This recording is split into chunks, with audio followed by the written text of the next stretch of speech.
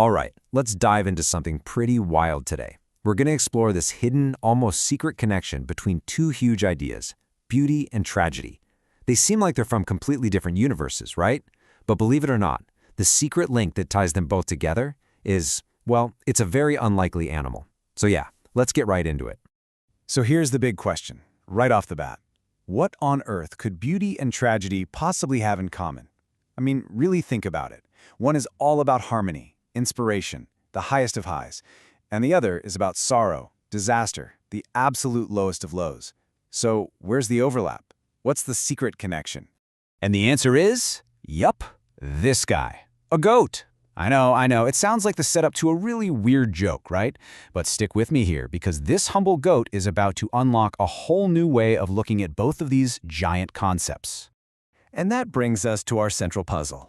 How did this one animal get so tangled up in the very origin of two of humanity's biggest ideas? We're talking about cultures separated by thousands of miles and thousands of years, and yet somehow, there's the goat. And here it is, laid out plain as day. Just look at this. On one side, you've got the Greek word for tragedy, which, if you break it down, literally means song of the goat. Then you jump over to the other side of the world, and the Chinese character for beauty is made up of two parts, big and goat. So, is that just a crazy coincidence, or is there something way, way deeper going on here? Okay, let's start digging. First stop, ancient Greece. To crack this, we've got to get inside the Greek mindset and really understand what tragedy meant to them. So check this out. The ancient Greek word for a male goat is tragos. You can probably see where this is going, right? That tragos becomes the first part of tragedy. And the second part, ode, well, that just means song. Put them together, tragos ode, the song of the goat. It's right there in the word itself.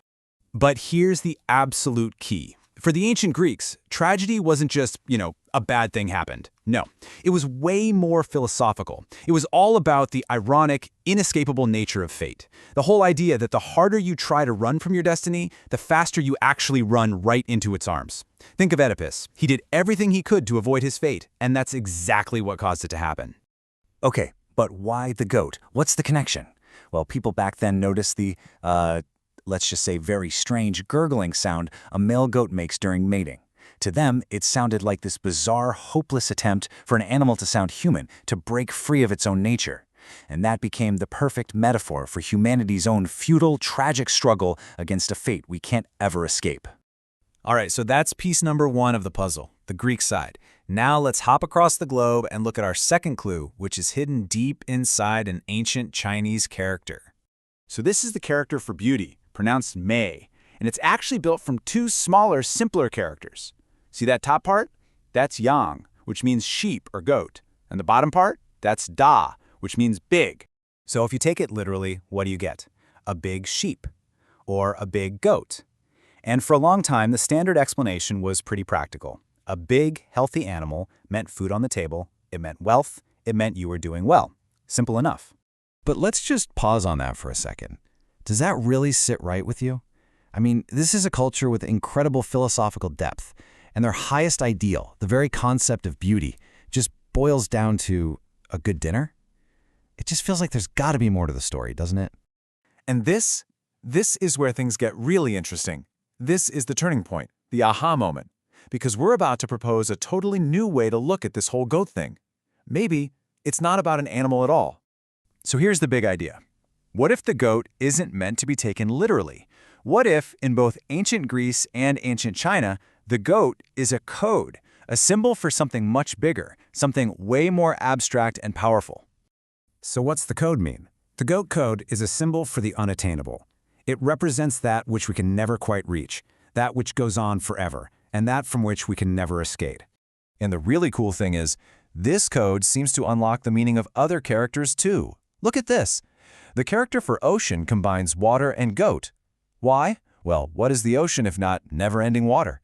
Or take the word for ashamed. It's goat plus clown. Think about that awful feeling of shame. It can feel like never-ending ridicule, can it? The pattern holds up. The code works. So now that we have this key, this goat code, let's go back to our original mystery and see what happens when we use it to look at beauty and tragedy again. And this is where it all clicks into place. Suddenly, beauty isn't just a big goat, something physical you can own or eat.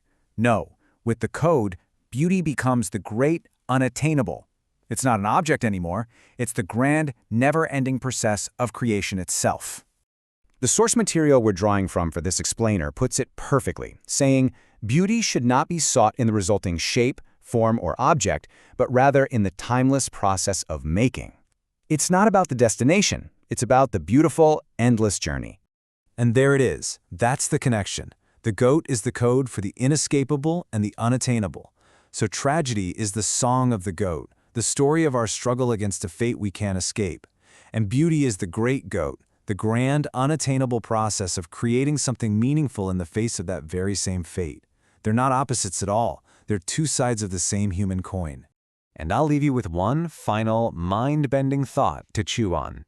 Our English word code, it actually comes from an old word for a writing tablet, which was often made of animal skin. So, is it just another wild coincidence? Or is it possible that the ultimate code for understanding ourselves was quite literally hidden all along on the skin of a goat?